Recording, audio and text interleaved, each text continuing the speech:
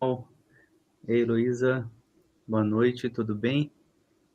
Oi, Fábio, bem, e você? Boa noite. Tudo. É, Vamos começar então a aula 71 do Seminário Clínico, Acidentes da Sedução e Teoria do Corpo, um texto do Christophe Dejour, para a gente começar uma série de textos que. Deixa eu ver aqui se dá. Transmitir também no Instagram, uma série de textos que a gente vai falar sobre a teoria do Laplanche, a teoria da sedução generalizada. A ideia, então, uh, do Dejour, nesse texto, é apresentar um caso clínico brevemente, né, para, de alguma maneira, apresentar também uma das teses que o Laplanche vai discutir, a gente vai discutir nos próximos textos, em especial no próximo, né, no nosso próximo encontro já, no dia 2 de julho, no artigo do Laplanche, 3 acepções da palavra inconsciente. Qual que é a ideia? A ideia de inconsciente encravado ou, no caso da nomenclatura do Dejour, o inconsciente amencial. Né? Então, a gente vai tentar entender bem essa ideia nos próximos textos, que, de maneira geral, pode ser resumida de forma simples. São elementos do sexual, do pulsional, oriundos do adulto. Então, Dejour continua claramente a tese do Laplanche, né? A sexualidade, o pulsional vem do adulto, mas que tem uma inscrição no corpo, de alguma forma. Eu acho que é isso que interessa para a gente investigar, como que se dá esse tipo de inscrição, mas que não é simbolizado do mesmo jeito que a maior parte, né, da pulsionalidade, da sexualidade, e isso não acontece, né? A Gleides também chegou, boa noite. Mariluce. Então, a ideia é isso, assim, eu queria que a gente pensasse juntos, né, no que é o amencial, no que é o encravado, né, essa ideia de um não simbolizado, apesar de estar inscrito, né, então, coisas inscritas, né, de alguma maneira, né, mas que não tem uma simbolização da mesma forma que o recalcado. Então, essa é a dificuldade da gente entender, e o caso clínico que ele apresenta aqui é interessante, porque, né, lembra um pouco a problemática da psicossomática, mas ele está querendo diferenciar, fazer uma diferenciação, né, uma característica que ele lembra, né, dos pacientes psicossomáticos é o caráter operatório, né, desses pacientes, né, de não ter muita simbolização, né, de ser muito raso, de ser, né, muito sem conflito, o conflito não aparece, né, não é o caso desse paciente que ele vai descrever. Então, vamos pensar aqui no artigo juntos e, né, vou apontando, né, os pontos, né, que a gente vai discutir na aula que vem, lendo o Laplanche, né, as 3 acepções da palavra inconsciente, que eu acho que vai ser bem importante para a gente. Então, é a partir desse conceito que eu vou fazer a leitura aqui, convido vocês também, né, a participarem aqui da leitura. Letícia, boa noite, também chegou. Então, ele vai chamar de acidentes da sedução, né? Esses elementos que a gente pode considerar do campo da intromissão.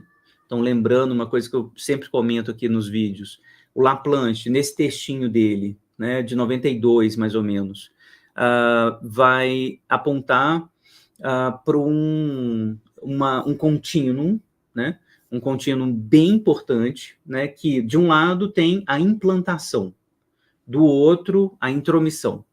Implantação tem a ver com as mensagens sexuais, né, comprometidas com o sexual, comprometidas com o inconsciente do adulto, que recebem um tratamento tradutivo, recebem a metabolização da criança, ajudam a criança a se constituir. Então, do lado da implantação, a gente tem as seduções ligadas ao campo do cuidado e da ternura, né? É o nome, é o contorno do corpinho do bebê, né? São os códigos que organizam a vida interna do bebê, né? As rotinas, né? Tudo isso está ligado ao campo da implantação, aquisição da linguagem, aquisição do controle dos esfíncteres, né? Tudo isso é sexual, tudo isso é excitante, né? De maneira geral, comprometido com o sexual dos adultos, mas, de maneira geral, bem metabolizado, bem simbolizado pela criança, né? Com alguns restos, né? Provenientes dessas traduções, dessas metabolizações. No outro campo, né? No outro extremo desse contínuo, que é um contínuo, temos a intromissão. A intromissão é esses acidentes da sedução, como o Dejoux vai chamar, é tudo aquilo que vem violentamente, né, do lado do adulto em direção à criança. O abuso é a palavra mais forte, é a coisa mais violenta, né, e daí por diante. Então, isso vai ser chamado de intromissão. Esses elementos da intromissão, eles não têm componentes tradutivos juntos. Eles não têm elementos que ajudam a criança a metabolizar, né? A cena clássica é o abuso, né? Que muitas vezes, como o Félix mostrou, já em 32, né? Vem junto com o desmentido. Não pode pensar, não pode falar, não aconteceu nada. Então, vem uma carga sexual mais um imperativo de segredo, um imperativo, né, como a Letícia lembrou, de criptografia, né, um imperativo de encriptar, né, aquilo, de não falar daquilo, né.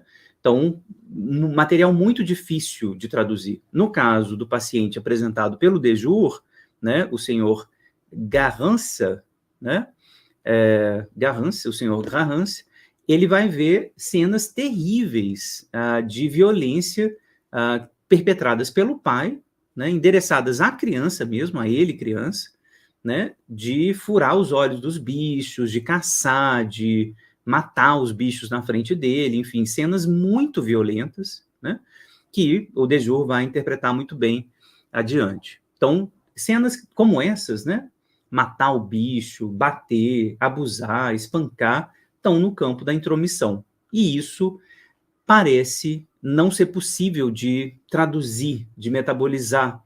Tem uma inscrição, mas não entra exatamente no mesmo campo que aquilo que foi recalcado, essas mensagens que chegaram, que foram recalcadas. Tá? A Brenda também chegou, boa noite. Tudo bem, Brenda? Então, fragmento clínico. O senhor Garance está aqui, que ele vem, né, depois de várias sessões de análise, né, explicar um pouquinho o que aconteceu, né, ele várias semanas sem aparecer na análise, porque ele foi hospitalizado de maneira grave, né, passou mal num almoço, né, e teve que ser hospitalizado. Vômito, vertigens pavorosas, tá aqui os sintomas dele, né, uma sensação de morte iminente, vertigens pavorosas, dores abdominais e vômitos, né, teve que chamar a ambulância, enfim, foi gravíssimo, né, o que apareceu lá com ele, e no hospital, o eletrocardiograma vai, né, mostrar que está tudo bem, né, de maneira geral, os exames dão tudo ok, não tem nada grave acontecendo, né, mas depois vem a ideia da angústia de morte e, sobretudo, coisa que ele descreve bem detalhadamente, a maneira pela qual ele pensa ter praticamente vivido a sua própria morte. Foi preciso, na sequência, repassar todas as etapas de um retorno à Terra, um novo nascimento. Foi-lhe preciso aprender a se alimentar, primeiro com líquidos, depois reaprender a andar, ou seja, teve um certo encenação da ressurreição aqui, né? Ele se irrita com a data de aniversário dessa Santa Gudula, que deve ser o, né, prenome dele, né, o sobrenome, porque ele já teve inquietações somáticas nessa data, muitos anos atrás. A história desse prenome é do avô paterno, que foi dado para não esquecer desse avô, né? E após alguns dias ele tem uma atividade onírica intensa, né? Lembra, né, desses sonhos, né? Mas ainda continua com essas sensações muito graves, né? Olhos cerrados, assim que ele abriu os olhos, se produziam vertigens pavorosas, né? Então, essa coisa de ficar tonto, ou seja, toda uma sintomatologia muito, parece, psicossomática, né? Muito somática, não parecia nem histeria, né? Mas aí depois ele vai tentar diferenciar, bom, não é também psicossomática, né? Teve até uma ideia delirante que apareceu, né? De que, será que isso que eu tive, né? Essa tonteira, essa náusea que eu tive, foi por uma corrente elétrica que veio de uma máquina fotográfica, que eu estava tirando foto? Então, uma ideia bem delirante, né? Associada a uma descompensação somática, né? E aí, ele fala, o Dejur vai intervir e vai falar, né? Que toda essa história, né, da Santa Gudule, o aniversário, não parece importante, não. Agora, esse negócio da máquina fotográfica parece preocupante, né?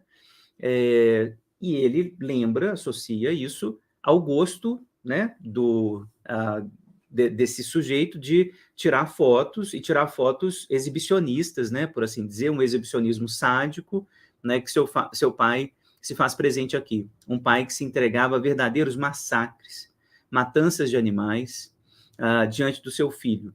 Por outro lado, diremos também que no passado o paciente tirou muitas fotos de sua companheira nua, em atitudes e posições escabrosas. O Dejur não fala, não comenta, mas enfim, né, quais atitudes são essas, mas enfim, tem alguma coisa aqui também, né, do sadismo dele que aparece com relação, talvez, à mulher, né? É preciso sublinhar que esse novo talento para a fotografia aparece durante a análise. Então, alguma coisa que vai tirando esse sujeito desse campo muito operatório, né? Ele quer simbolizar, ele está tirando foto, ele, né, vai falar agora de uma experiência, né, amorosa, né, com relação a uma amiga, né, uma amiga que mora no interior, né, que tem toda uma relação próxima com ela, que tem um sangramento, um problema de sangramento, relações sexuais encadeiam nela, né, hemorragias vulvovaginais, não podem me tocar, porque eu sangro muito, né? Lembra de uma exposição que ele foi, essa exposição é super interessante, desses corpos mortos plastificados, não sei se vocês chegaram a ver isso na internet, vale muito a pena procurar, do von Hagens.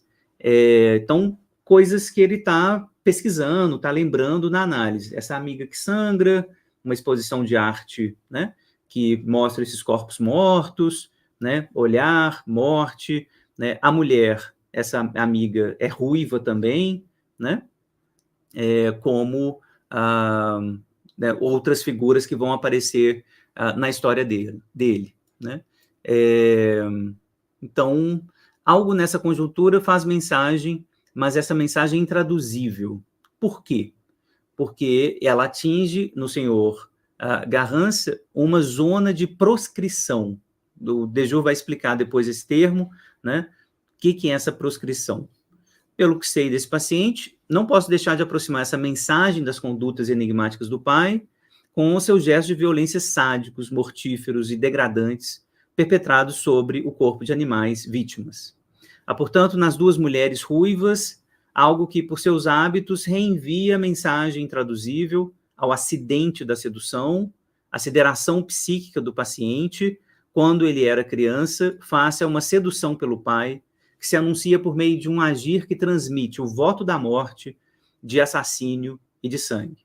Então, o pai, que era um grande caçador, não contentava em matar a caça, né? Levava consigo o vinho, né? Mandava o filho carregar, né? Depois, segurando um coelho pelas patas traseiras, lhe arrancava os olhos para fazer jorrar o sangue diretamente na tigela que o menino estava segurando. Então, assim, de um sadismo, né, absurdo, né? A outra lembrança encobridora refere-se ao dia em que o pai chamou o filho na garagem, pediu para instalar 2 bancos, um de frente ao outro, e colocou aí um cachorro de pelo ruivo e atirou uma bala na sua cabeça sob o olhar do seu filho, né? Então, cenas muito violentas, né, que vão marcando, né, se inscrevendo na vida desse sujeito, e que não tem possibilidade de tradução. Então, acho que o ponto é esse, assim, que o Desjur vai né, insistir. Como metabolizar esse tipo de cena, né? Então, aqui, a partir daqui, ele vai fazer um pouquinho da crítica psicossomática. Primeira crítica que ele faz, 396, né, não é exatamente uma psicossomática, né? Precisamente, as associações do paciente se esgotam mal começada a sessão, quando esse último, se atendo à estrita descrição dos acontecimentos médico-cirúrgicos, não se deixa levar pelas associações, pelas ideias incidentes, quando ele não busca, quando ele não é animado por nenhuma curiosidade a respeito do seu próprio funcionamento. Quer dizer, quando o paciente, não testemunhando espontaneamente nenhuma perplexidade em relação à dimensão afetiva do seu próprio funcionamento, não oferece ao analista nenhuma oportunidade para interpretação, né? Então, nesse caso, né, não é exatamente isso que acontece, né? Essa coisa operatória do paciente psicossomático, né? O fragmento clínico que o Desjur está trazendo, né, é uma descompensação somática grave, né, mas que é tomado por uma associação, né, uma conjuntura associativa muito viva. Ele lembra, ele vai fazendo associações, ele tem essas memórias, ele associa, né, com a mulher ruiva, etc., com o jantar, com o almoço e tal. O senhor Garrance, em plena crise, sentindo a morte lhe sobrevir, pressionou desesperadamente a buzina, né, para chamar socorro, né? Então, ele não fica indiferente, né, como se o corpo tivesse ali separado. Ele sente o corpo, ele está, né, tem uma via, né, ali que está presente, né, tentando simbolizar. Então, ele também não teve uma conversão histérica. Tá? Aqui também, né, não é exatamente uma histeria, né? É alguma coisa diferente, né? Uma conversão fracassada, né? Por que essa derrapagem rumo à doença somática e à ideia delirante, né? Por que aparece isso, né? Ele não aceita a explicação que o Freud deu lá no caso Dora, né, de uma complacência somática, né? Ou seja, talvez, né, já tivesse algum tipo de adoecimento, uma labirintite, né, uma fraqueza orgânica, e aí a libido se aproveita para entrar nesse campo. Ele também não topa esse tipo de explicação e vai começar a construir a explicação dele longe desse desvio biologizante, né? Então, não ceder à explicação pelo fator constitucional consiste precisamente em abrir a caixa preta da Constituição. Essa Constituição é constitucional? Né? Essa é a explicação biologizante, né? Ele não quer pensar nessa coisa transgeracional, quase que inata ou genética, né? Ele acredita numa transmissão real, né? De pai para filho, de adulto para criança, né? Claro que essas coisas se transmitem, mas não é de maneira automática ou inata ou genética, etc. Né? Vai até citar a tese do Torok e Abraham, né? Com a tese do fantasma, enfim, da encriptação, né? E aí, ele começa agora o diálogo mesmo com Laplanche, né, e com a TSG. E para começar a definir, os acidentes da sedução não seriam nada além que acidentes sobrevindos do curso da formação do inconsciente sexual, né? Então, o acidente da sedução está muito perto daquilo que o Laplanche vai chamar de intromissão, tá aqui citado na 397, né? A implantação é o sistema normal, ligado ao cuidado, ao carinho, a gente já sabe, né? O adulto cuidador não reage unicamente pelo registro higiênico-dietético, ele sempre vai deixar escapar alguma coisa do sexual, né? Quando está alimentando o bebê, quando está dando banho, quando está dando carinho, né? As fantasias vão aparecer inevitavelmente, né? Está sempre comprometido com o inconsciente sexual do adulto, beleza. Então, a mensagem sempre comprometida, quer queira ou quer não, né? Mensagem comprometida pela sexualidade inconsciente, né?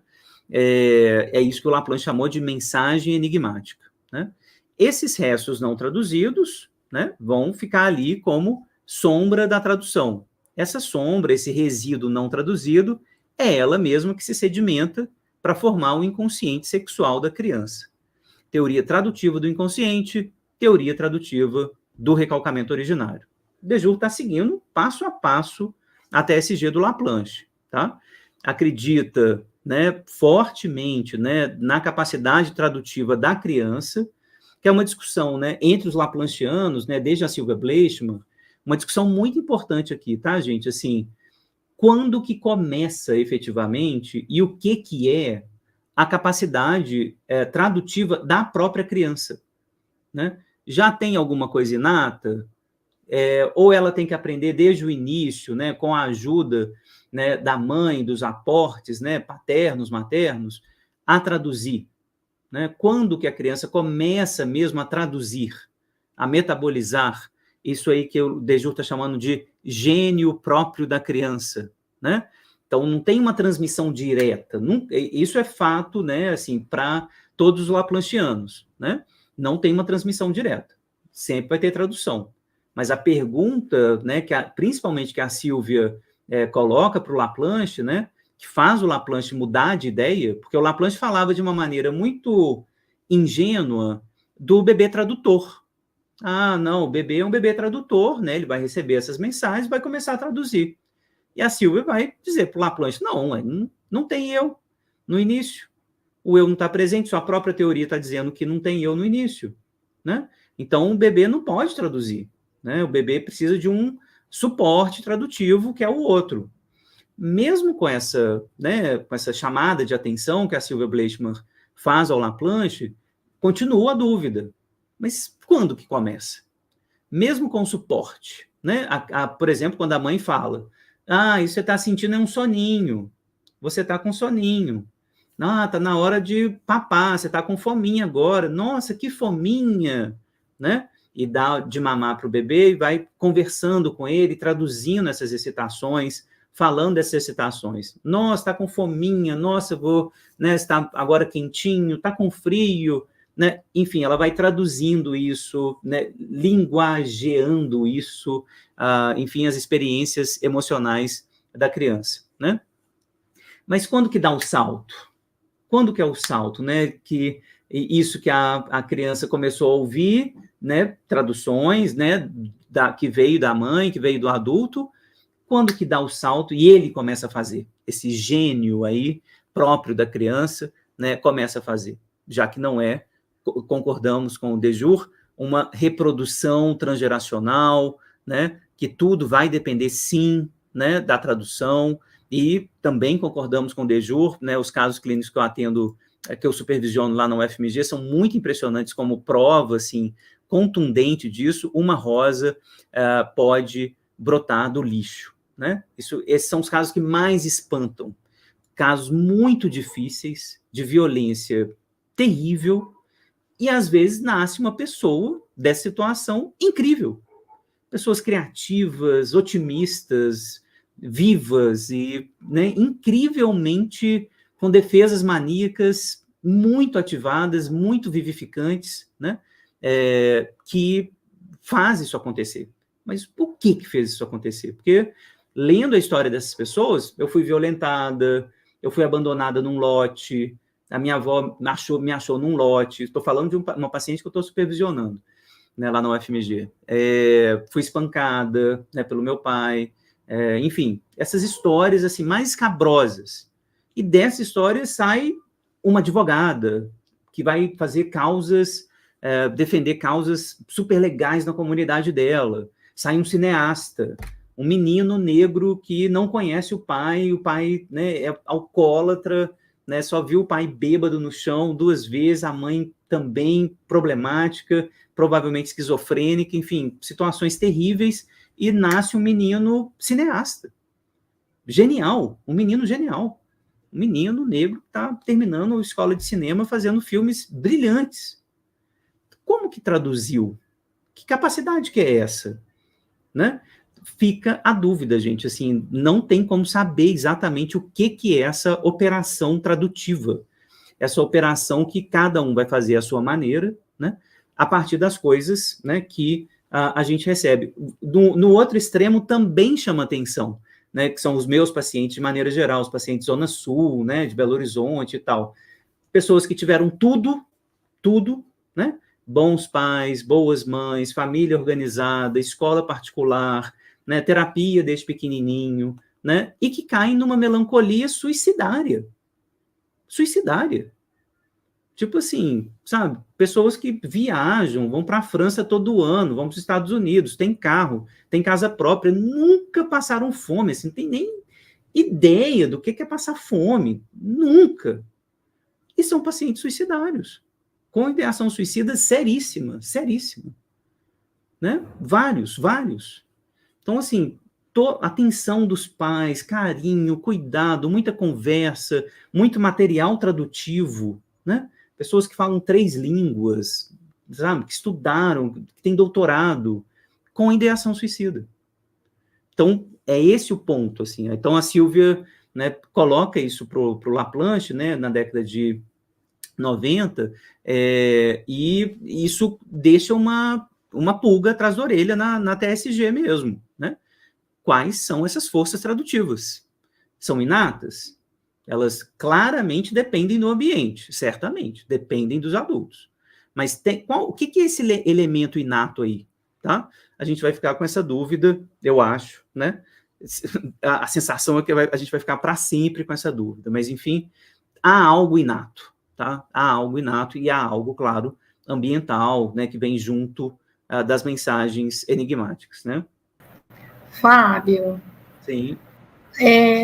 você falando sobre isso, me lembra também, assim, na família, irmãos, né? Que são criados da mesma forma e são completamente diferentes.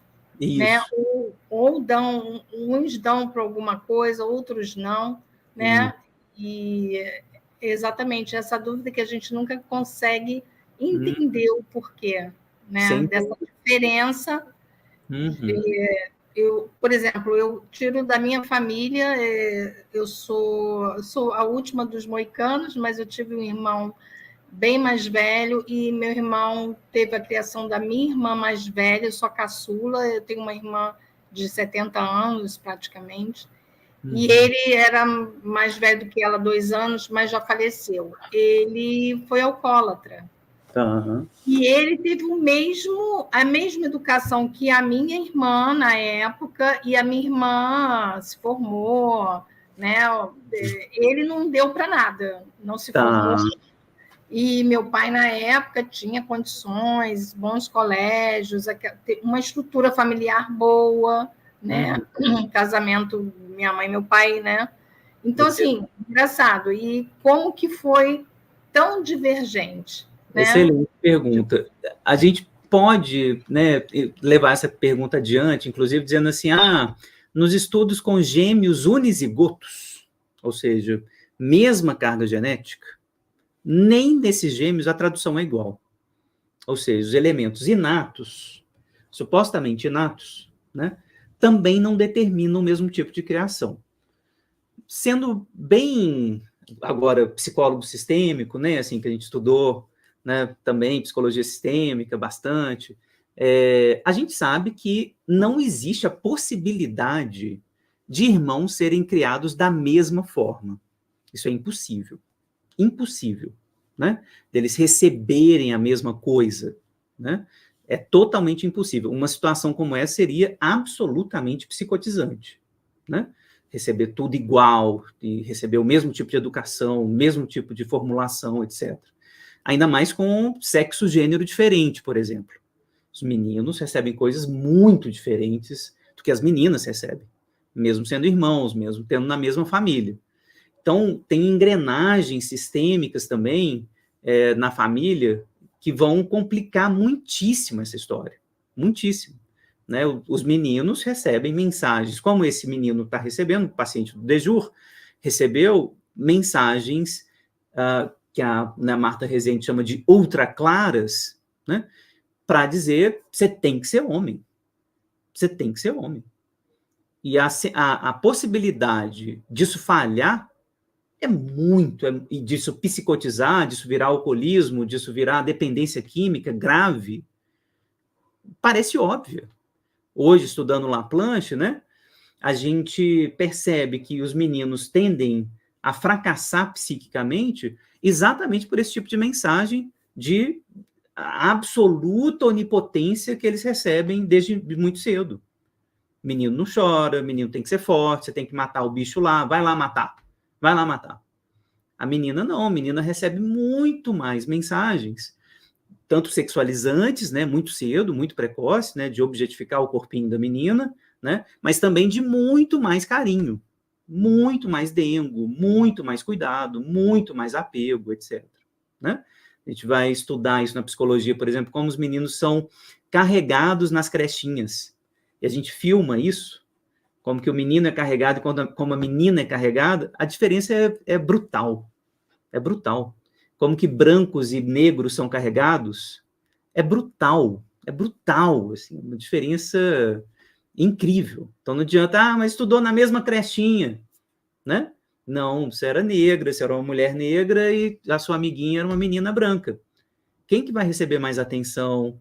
Quem vai receber mais carinho? Que tipo de olhar ela recebe? Como é que vai ser o bullying? E daí por diante. Como vai ser a dinâmica familiar, né? Então, não tem isso, assim, de... teve a mesma educação, a mesma família. Exatamente. É porque teve a mesma família que tem engrenagens de mensagens muito sofisticadas, marcando diferenças, estabelecendo jogos desmentidos, né, assim, mensagens que dependem de gênero, né, da cor da pele, né, se parece ou não parece com o pai, se parece ou não parece com a mãe, toda essa dinâmica familiar está no jogo, né? Então, isso para piorar a história, né, Marilúcia, assim, porque parece tranquilo, não, mas, pô, é na mesma família, é pior, então é pior, porque aí o jogo é mais, às vezes, tá mais cheio ainda de desmentido, né? Porque vai vir essa frase, né? Por que você está fazendo isso e a sua irmã não faz? Vai vir esse tipo de frase, vai vir esse tipo de comparação, né? Mas o jogo é muito, muito mais complexo, né? Tanto geneticamente, né, do ponto de vista inato, né? Porque cada bebê nasce diferente, é verdade. Tem bebê que nasce muito quietinho, muito, né, obediente, e tem bebezinho que desde bebezinho muito pequeno já nasceu da pá virada, né? Transtorno opositor, como é que chama isso hoje? Transtorno opositivo, sei lá como é que chama, desafiador. Transtorno opositivo desafiador. Desafiador, pelo amor de Deus, inventaram um nome para resistência, né, infantil. Então, assim, não dá para saber o que é de dentro, o que é do ambiente, essas coisas são muito misturadas e vai depender realmente de cada história.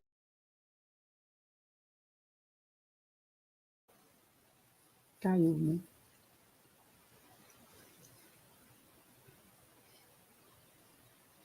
E ele nem estava falando de espírito dessa vez. Mas é muito complexo, né? Porque pessoas iguais, assim, na mesma cresce junto, mas completamente diferentes. Total. Você nem estava falando de espírito dessa vez e você caiu. Não falei do espírito, não falei de nada e caiu. Então, mas agora vamos ver se fica. Deixa eu ver aqui, compartilhar tela, voltar com o textinho. Vamos ver se vai. Então você falou assim que existe alguma coisa inata a isso? Sim. Existe, não há dúvida. Inata do ponto de vista de que nasceu com, ou inata do ponto de vista biológico? Sim, biológico. Entende? Porque assim, uma coisa é nascer com, isso. que existe antes do cara nascer, tem várias mensagens que estão sendo colocadas para ele ainda na barriga, né? Sim. Assim, ainda na barriga as coisas estão acontecendo ali, né? Assim, você pensa, bom, Deju fala muito sobre o trabalho, né? Assim, você pensa as mães que passam por grandes estresses de trabalho, né? Então, assim, tem muita coisa acontecendo, né? Por isso que eu estou perguntando, assim, quando você fala de inato, é inato porque nasceu com, e aí a gente tem que dar um pouco mais de atenção a essas mensagens que foram endereçadas antes, Tá. né? Uhum. Ou antes de nascer, ou do ponto de vista biológico mesmo. Assim, que aí, se for do ponto de vista biológico, você confundiu toda a minha cabeça. Sim, mas é esse o ponto. Eu estou acabando de ouvir um podcast, um episódio do podcast chamado The Psychology Today. The Psychology Today, The Psychology Podcast, The Psychology Podcast. O episódio é, deixa eu achar, What Does It Mean to Be Gifted? Vou colocar o link aqui no comentário. What Does It Mean to Be Gifted? É com uma psicóloga super legal, super importante, a Ellen Winner, e ela vai estudar muito, durante muito tempo, o que é inteligência. Ela e o marido dela, o Gardner, que fez aqueles livros famosos, a inteligência emocional, inteligência múltipla, lembram do Gardner? Esse circulou muito popularmente também, né? Um psicólogo que fez muito sucesso na década de 90, né? Começo dos anos 2000, inteligência múltipla e tal. Nos estudos da Ellen também e do Gardner, fica evidente, por exemplo, que tem criatividade, inteligência inata. É inato, né? Você vê a criança pequenininha, com 2 aninhos de idade, com uma aquisição verbal, por exemplo, 10 vezes maior que a média. É inato, isso é inato, né? E você pode fazer vários experimentos, por exemplo, colocando 300 bebês, coisas que eles fizeram, recebendo a mesma carga de estímulos. Filminho, musiquinha, né, hora da leitura, etc. E você vai ver que essa média se distribui numa curva normal, com o mesmo tipo de estímulo.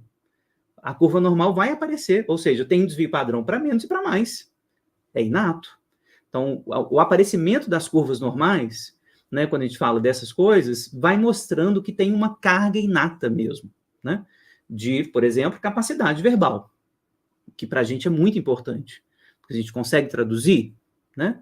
A gente, né, consegue ler o outro. Empatia, por exemplo, né? Os estudos sobre empatia são muito difíceis de fazer, né? Mas a empatia tem elementos inatos? Se a gente narra mais histórias... Mas isso não estaria no corpo biológico? E do ponto de vista psicanalítico, teria que passar pela subversão libidinal para que efetivamente passasse para o erótico e aí viesse a questão das mensagens traduzidas? Sim. Porque, assim, quando essa capacidade inata está ainda no campo biológico. Tá. E aí a capacidade de tradução seria efetivamente já uma questão já caminhando para um corpo erótico. Isso, claro. Isso ou eu estou viajando? E quando eu falo de capacidade de tradução inata, eu estou falando já de um corpo libidinal inato. Não. Entendi sua questão. Entendeu essa a minha questão? Sim. Então, é o problema de sempre. Quando que o eu começa? A gente sempre vai voltar nesse problema, sempre. E não vamos resolver. Eu acho que a gente não vai conseguir resolver, tá? Eu já sou muito pessimista com relação a isso. Quando que o eu, enquanto instância libidinal, começa? Tá? Por exemplo, pensando nisso, existem crianças mais inteligentes. E a própria Ellen fala isso no podcast. Não garante nada.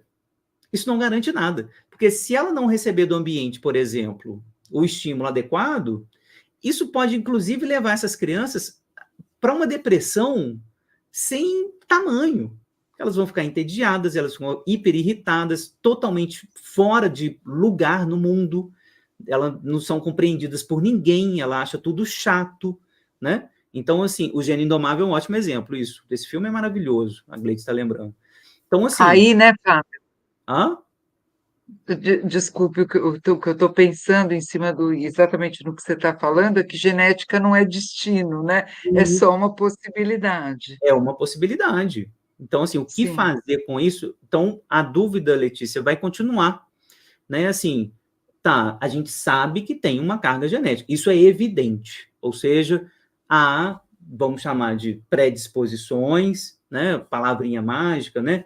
Tendências, predisposições, é o coelhinho da cartola que esses caras tiram sempre. Predisposição, tendência, né? Para dizer de uma subjetividade que não é subjetividade, né? Porque existe a minha capacidade de memória, por exemplo, outra, né, característica humana que é claramente genética. Tem gente que tem uma capacidade de memória muito maior que outras pessoas, e outros muito menor, né? TDAH está aí para mostrar isso também. Um transtorno do desenvolvimento, é inato, não adianta forçar lá, colocar a criança para, né, exercício de fazer memória, tem um limite. Então, assim, onde que começa a subjetivação desse biológico é o nosso problema desde sempre. Onde que começa? Então, a gente tem 2 problemas metapsicológicos seríssimos para resolver. Quando que começa a subversão libidinal, propriamente dita, ou seja, essas características biológicas vão ganhar o estatuto de subjetividade, portanto, um estatuto histórico-político. Quando que isso começa? Quando que é o salto, né? E, do ponto de vista metapsicológico, estritamente psicológico, quando que os jogos tradutivos feitos pelos adultos, a partir dos jogos identificatórios, se tornam jogos internos à criança. Essas são as 2 dúvidas, assim, que eu acho que a gente não consegue resolver. A gente precisa tomar agora aqui um tipo de decisão ad hoc, né? Para o bem da nossa conversa continuar, e dizer, gente, em algum momento acontece. Acontece em algum momento. Eu não sei como, a gente não sabe explicar exatamente em que termos, mas esses 2 saltos devem acontecer e certamente existem. Mas é ad hoc aqui. Eu não tenho uma teoria, a gente não tem uma teoria. Mesmo quando o Paulo César, por exemplo, estudou muito neurônios espelho, né? De novo, a gente continua, beleza, neurônios espelho, existe, é verdade. É aí que começa a identificação no bebê. Mas neurônios espelho não são identificação ainda. Mas a gente sabe que tem fatores inatos, que fazem os bebês imitarem os adultos. Isso é inato. Todo bebê nasce com isso. Ele não precisa aprender isso. Basta colocar um adulto na frente de um bebê e ele vai imitar o adulto. Isso é inato. Quando que dá o salto? A pergunta continua. Quando que imitação vira identificação? Imitação é uma coisa, identificação é outra. Né? A gente coloca o biquinho, né? Faz biquinho na frente do bebê, faz o biquinho, o bebê vai repetir. Passou de 4 meses, o bebê repete quando ele quer. Então, ele começa a repetir quando ele está afim, né? Quando ele está afim, exatamente. Ele não repete só como um espelho, né? Não ele é mais passa espelho. A repetir quando eu estou mais afim. Né? Exato. Antes dos 4 meses é espelho. O bebê não pode não repetir. Então, a capacidade tradutiva... Desculpa, vai, porque eu tô... Não, pode concluir. É porque, assim, vocês falando sobre essa capacidade, né, de imitar, enfim, dessa identificação, me lembrei de um filme que eu assisti na faculdade, na aula de... Ai, gente, me fugiu o nome. Mas, enfim, é uma paciente que ela teve uma doença e ficou, ao nascer, teve uma febre muito alta e ela ficou cega e surda. Uhum. É uma história real, não sei se vocês conhecem esse filme. Sim, famosa. E a dificuldade dela de aprender, né? E só foi através de uma professora, que eu achei lindo, espetacular a cena, quando ela consegue, através da mímica na mão, fazer ela entender a mensagem que ela estava passando. Sim. A dificuldade era porque ela não enxergava e não ouvia. Então, como que ela ia aprender? Como é que ela ia fazer essas identificações, né? Sim, Helen Keller. É uma história, né, paradigmática assim, para a psicologia, história maravilhosa da Helen Keller, e que mostra claramente, né, assim, que a nossa aposta, a aposta clínica, a aposta da psicologia, da psicanálise também, é apostar no sujeito. Tem um sujeito ali, né? Mesmo quando ela é cega e surda, né? Como era o caso da Helen Keller, que aprendeu a escrever, aprendeu a se comunicar, o ambiente teve que se adaptar, né? A família se adapta à criança, né? Isso tese do Ferenczi, que está lá na década de 30, né? Assim, a família precisa se adaptar à criança para esses elementos subjetivos da criança, que a gente aposta que estão lá, e a gente vai fazer essa aposta na paralisia cerebral, a gente vai fazer essa aposta no autismo, a gente vai fazer essa aposta em qualquer humano. Qualquer humano. A aposta da psicanálise e da psicologia clínica é essa. Tem um sujeito ali. Eu que tenho que me adaptar e ver se eu consigo ver esse sujeito quando ele é muito neuroatípico, né? Então, a aposta é sempre essa. Muito bem. Olha para onde a gente está indo, porque eu acho que esse texto leva a gente para esse tipo de pergunta mesmo. Quais são os limites da tradução? Quais são as condições de possibilidade da tradução, né? Se a Helen Keller conseguiu, a criança normal também consegue. O bizarro é quando tem uma criança normal e as traduções fazem esse tipo de coisa que o paciente do Dejour está fazendo. Tadinho do cara, ele foi hospitalizado. Ele passa mal, ele vomita, ele fica tonto, ele esquece como que ele anda, né? Porque essas cenas traumáticas, né, foram demais, assim, né, para esse aparelho tradutivo, que é o aparelho psíquico, né, desse sujeito, tá? Então, tese do Dejour. Conceito de intromissão aqui vai ganhar um aumento na lupa aqui do Dejour, claro, porque é isso, ele está falando aqui desses fracassos, fracasso da tradução, um intraduzível radical que permanece. E aí, tese que eu acho fundamental dele, na 398. Coloco que aquilo que a criança tem a traduzir não é a mensagem comprometida do adulto, mas o efeito que a mensagem comprometida tem sobre o corpo da criança.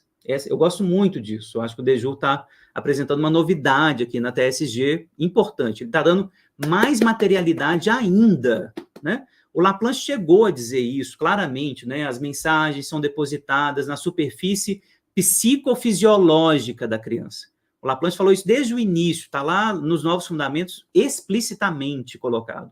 A mensagem é depositada na superfície psicofisiológica da criança, né?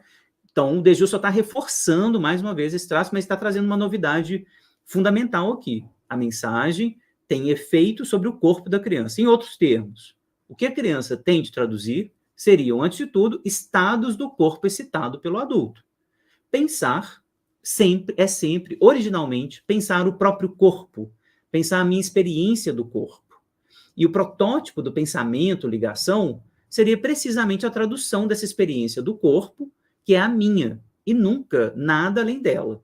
Experiência que não pode ser observada do exterior, que não pode ser objetivada, que é e permanece sempre no não visível, na subjetividade absoluta da vida, que se experimenta em si, ao modo de um padecimento, de uma paixão, de uma passividade radical, que é primeira, originária, anterior a qualquer pensamento, a qualquer cogito. Então, e aí uma frase bonita, na noite da não visibilidade subjetiva, de um lado, e a tradução do outro, é preciso mobilizar aquilo que se refere ao eu, a esse eu que se constitui pelo próprio movimento da tradução. Então, de novo, a gente está com um problema colocado. Quando que o eu, esse operador da tradução, começa a aparecer e a se destacar do corpo. Lembra, o Dejour vai lembrar exatamente nessa passagem, que essa tese estava no Freud. O eu é a projeção dessa superfície corporal. Né? O eu é a projeção, está aqui na 398, coluna da direita, o eu é, antes de tudo, um eu corporal.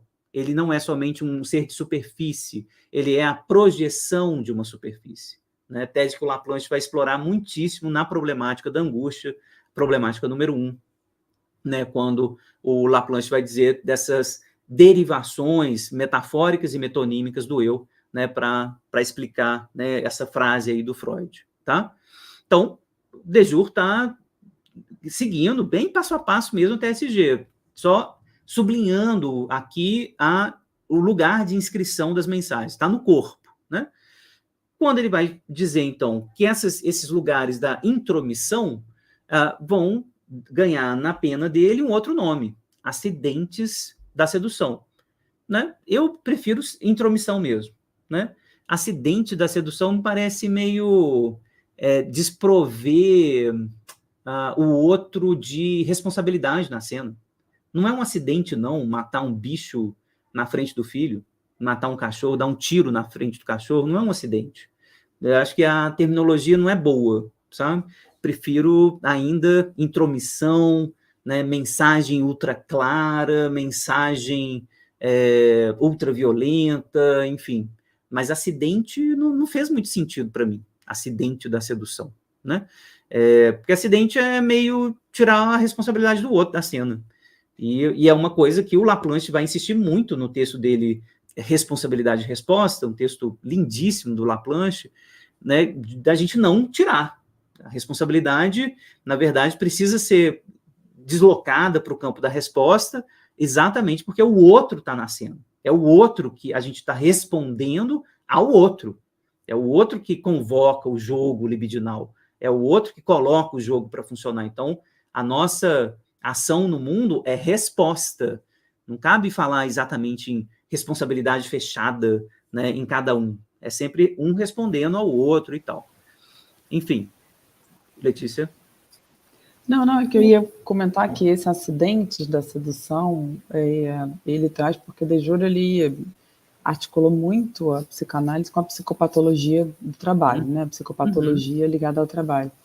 E ele fala justamente muito das tensões que os pais trazem para dentro de casa, entendeu? Ele fala que essas tensões e angústias são sentidas pela própria criança. Sim. E são angústias que estão ali, que os pais não traduzem efetivamente. Acho que foi uma das primeiras vezes que ele usou acidentes da sedução. Então, acidentes da sedução para De Jure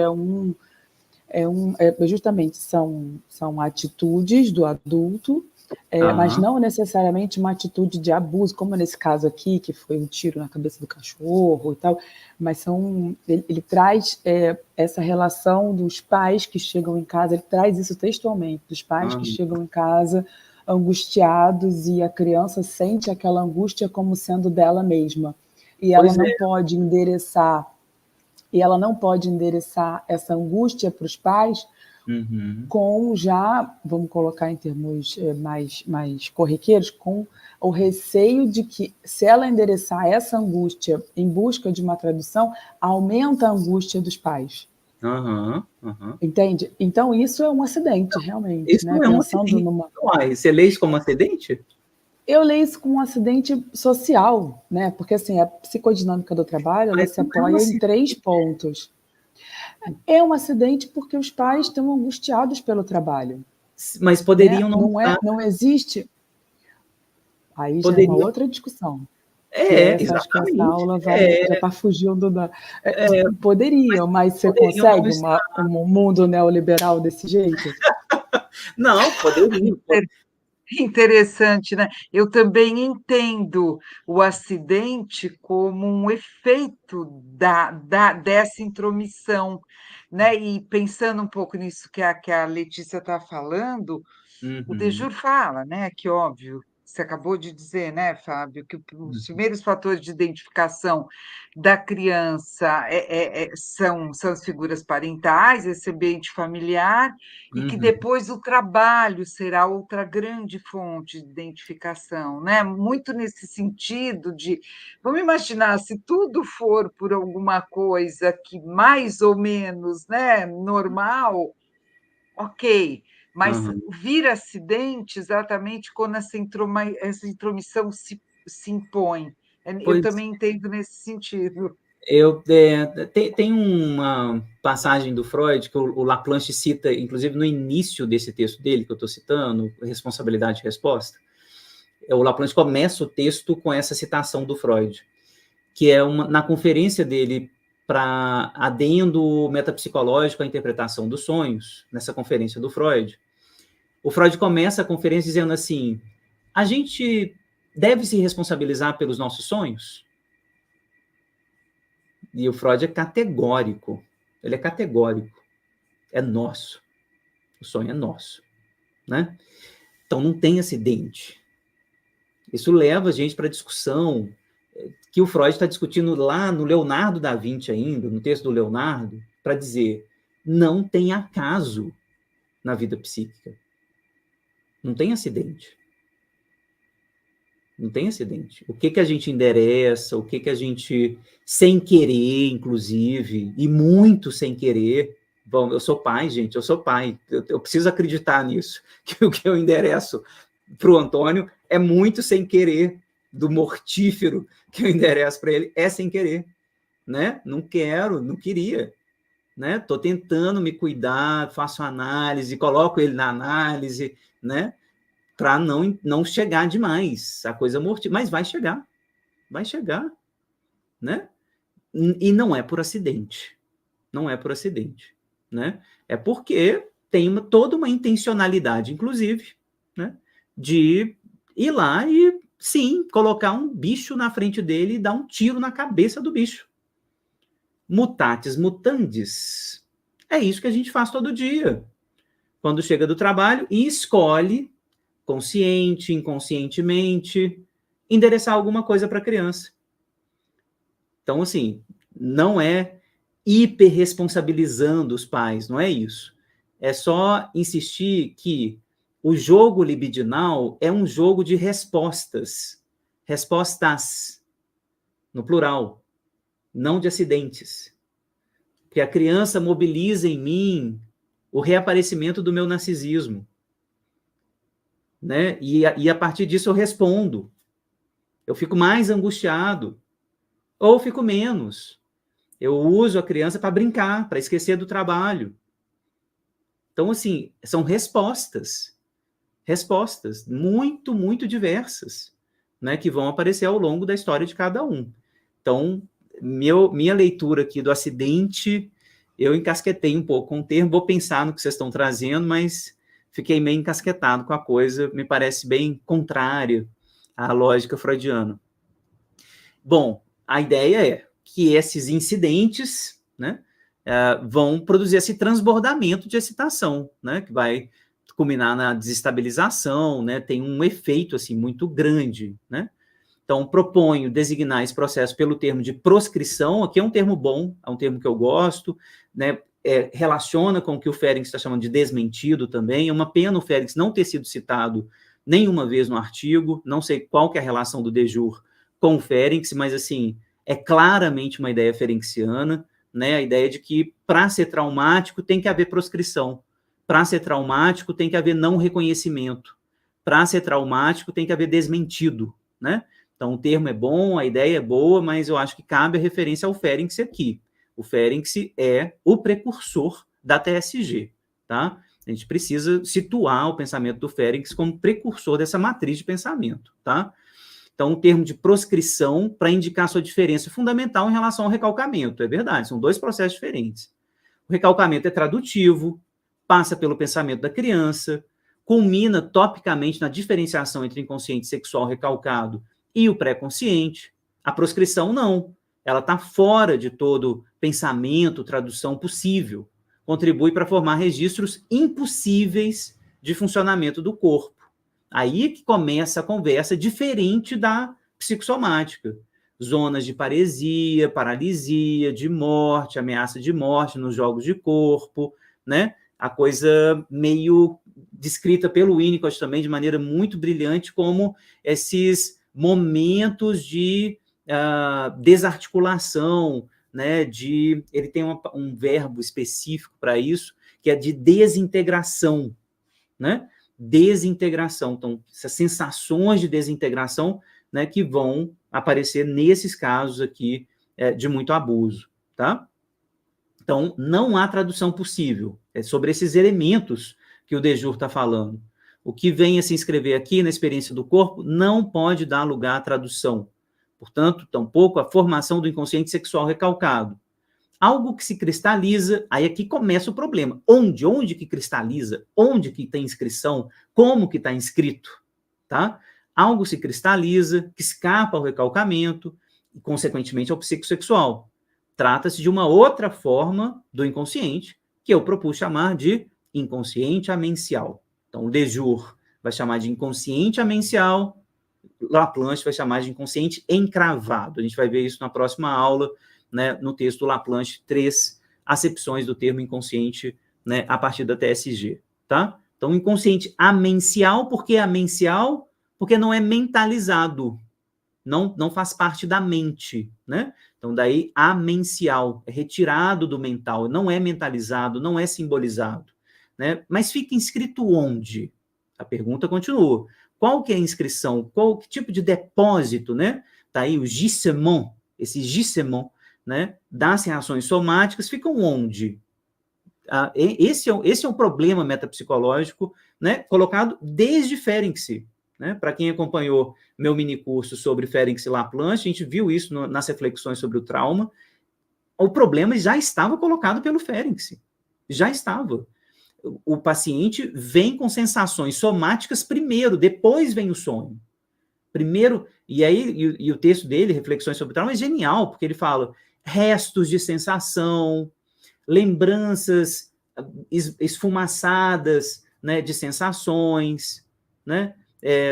São expressões muito interessantes que o Ferenczi usa nesse texto, Reflexões sobre o Trauma, né, para dizer desses restos, dessas dificuldades de tradução, tá? Do somático, tá? O senhor Garance, o pai, tomado por uma reação homossexual feroz, aí a interpretação brilhante do Dejour, né, não consegue fazer nada além de aterrorizar o seu filho, convidando-o a assistir cenas de carnificinas sangrentas que espantam a criança e a paralisam, chegando até mesmo a fazê-la perder o controle de si e a defecar. O pai ameaçando-a em sequência com as mesmas violências que ele inflige aos corpos das bestas. Então, que brilhante. Tem alguma coisa sexual? Provavelmente, né? A homossexualidade, a passividade desse pai que ele não tolera, no narcisismo reencontrado quando ele ganha um bebê menino, né? Então, todo homem vai ter que se haver com isso, com esses fantasmas homossexuais diante do seu filho menino, né? Coisa que não acontece, Marilúcia, diante das meninas, é outra coisa que acontece. Esse é o ponto, tá? Então, as mensagens vão ser diferentes, né? O adulto, principalmente o pai, vai endereçar o menino, é outra coisa, e daí por diante. Então, queria insistir nisso. As mensagens, mesmo dentro de uma mesma família, né, tem grande variação a depender do sexo, do gênero, etc. Então, tá aí a descompensação, né, do pai, né, explicado um pouco, né, a partir dessa hipótese que eu acho muito importante, né, que tem a ver aí com algo reencontrado no pai que ele não deu conta, né? O inconsciente amencial, então, talvez não esteja completamente fora do alcance do trabalho analítico. Isso é legal demais e tem a ver com a tese que eu vou defender esse semestre, no artigo que eu vou apresentar agora em setembro. Eu não acredito no inconsciente amencial, numa terceira tópica, né? Eu acho que o inconsciente tem um contínuo de mensagens que são mais facilmente traduzíveis e menos facilmente traduzíveis, que são mais difíceis de traduzir, que estão mais clivadas, que estão mais com, né, associadas a proscrições, né, a mensagens assim que estão impedindo mesmo de traduzir, né, que tem mandamentos, injunções de não tradução, né, mas que estão lá no inconsciente também, mais clivadas do que recalcadas. Mas estão, e essa é a nossa esperança clínica, estão, a princípio, ao alcance da análise. Por princípio. Se a gente fizer 10 sessões, 10 anos, a gente vai conseguir. Se ele regredir, se ele lembrar de um sonho, porque existem funções traumatolíticas também, como o Ferenczi vai lembrar, que vai vir no sonho, ele vai tentar lembrar disso, ele vai ter experiências novas, alguma coisa pode declencher, né, vai disparar esses processos, vai, né, desarmar esses processos e a gente vai conseguir chegar nesses restos não simbolizados num determinado momento, tá? Então, vai lembrar do sonho, sim, o que importa, por exemplo, né, o Dejour vai falar, né, muitas vezes esse trabalho, né, assim, de acesso a esse inconsciente amencial vai aparecer no sonho, por exemplo, que é o que o Ferenczi, inclusive, destaca no texto dele, Reflexões sobre o Trauma, né? passa pelo sonho, a perlaboração pelo sonho, cujas características podem ser precisadas, né? Então, no caso do senhor Garrança, né, ele conta um sonho que, após ter evocado durante a sessão uma dor que ele sente no quadríceps, né, ele se interroga muito sobre a respeito dessas dores e associa sobre a dor ela mesma, dor que reenvia as dores incansavelmente evocadas pela sua mãe, que falava com frequência da dor, como se tratasse de uma entidade genérica. Ele pensa, então, que a dor é fundamentalmente um atributo feminino, de modo que ela reenvia a feminilidade nele. Eis o sonho. Ele está no serviço hospitalar, sob a direção de um médico, que não é senão Madeleine, a sua mulher. Ela lhe mostra como se examina um corpo de um doente. Depois ele se encontra prestes a fazer o exame proctológico de um homem. O homem está na posição que os maometanos rezam, né, de procúbitos. Seu ânus é grande, está aberto por um tubo metálico que deve ter um diâmetro de ao menos 5 vezes maior que um anoscópio. O buraco do traseiro está bem aberto. O senhor Garrança deve se aproximar para fazer o exame, mas seu olhar se embota, ele tem uma vertigem e não vê nada no interior do tubo. Ele deve introduzir nesse tubo uma pipeta do tipo que se utiliza nas cavas para pipetar o vinho do tonel. E a pipeta não pode quebrar. Então, ele é tomado por tremores nas mãos. Tá? E aí, o sonho continua, enfim, né? Não vou ler o sonho todo, mas vejam o tanto de conteúdo sexual que vai aparecendo, o tanto de metaforização que ele está tentando fazer, o tanto de tentativa de simbolização pelo corpo, por imagens corporais que esse paciente está tentando fazer. É isso que o Ferenczi está descrevendo em Reflexões sobre o Trauma. O sonho traz de volta a tentativa de simbolizar esses elementos que ficaram muito inscritos no corpo e não conseguiram, né, uma simbolização pelas vias do recalcamento, efetivamente, tá? Então, essa ideia, né, tá ali trazendo, né, assim, esse ânus hiperaberto, né, a curiosidade de entrar dentro do corpo do outro, de ver o corpo do outro, né, enfim, tem alguma coisa que vai ser claramente articulado às fantasias homossexuais, à passividade e daí por diante. Então, lembrar dessas coisas, associar, né, com as mulheres ruivas depois, né, que o Desjur vai associar ao longo da interpretação, acho fundamental, é isso aí, né? É esse o trabalho que a gente tem que fazer. Por isso que eu acho que não precisa de uma terceira tópica, de um inconsciente amencial, de um inconsciente, né, encravado. É um inconsciente mais resistente à tradução. É um inconsciente que tem mensagens mais comprometidas com injunções de não tradução. Mensagens de desmentido, mensagens que estão dizendo não vai traduzir, tá? E ele termina o artigo dizendo que o que é importante do ponto de vista da perlaboração pelo sonho é o engajamento do corpo em gestos que exprimem o voyeurismo, o sadismo, esses jogos do corpo, dos quais a simples aproximação fantasmática bastava para desencadear uma crise somática, são reintegrados, reapropriados, graças ao trabalho de perlaboração pelo sonho, que metaboliza a descompensação somática e delirante, ampliando os registros expressivos do corpo. É por essa via que me parece que uma parcela daquilo que estava proscrito no estado do inconsciente amencial pode ser repatriado no inconsciente sexual recalcado. É verdade que essa hipótese confere ao sonho um verdadeiro poder de transformação que ultrapassa o que Freud se refere ao trabalho do sonho, mas não ultrapassa o que Ferenczi trouxe em 1932, que é a função traumatolítica do sonho. E a gente precisa citar o Ferenczi, fazer justiça a esse autor. Foi o primeiro a dizer claramente, existe um trauma progressivo, um efeito progressivo do trauma, né? Que é começar a sonhar loucamente para tentar resolver coisas que ficaram inscritas no corpo, porque a criança não teve elementos tradutivos para fazer, tá? Então, assim, testaço, né?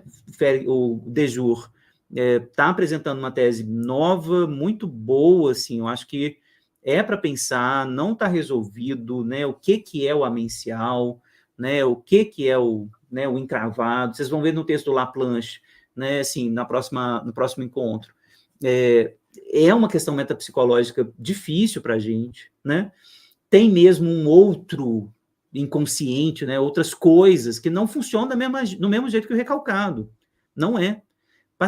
Principalmente, só para terminar, desculpa me estender, pacientes um pouco melancólicos, por exemplo, né, ou bastante melancólicos, dão essa sensação, por exemplo, né, fica ali 10 anos na análise, 10 anos, 15 anos de análise, bem feita, bem conduzida, vai na supervisão, analista bem cuidadoso, e o paciente não mexe. Não mexe. A sensação, assim, de que mais que eu posso fazer, que tipo de interpretação, que tipo de intervenção, que mais que faz com esse tipo de paciente.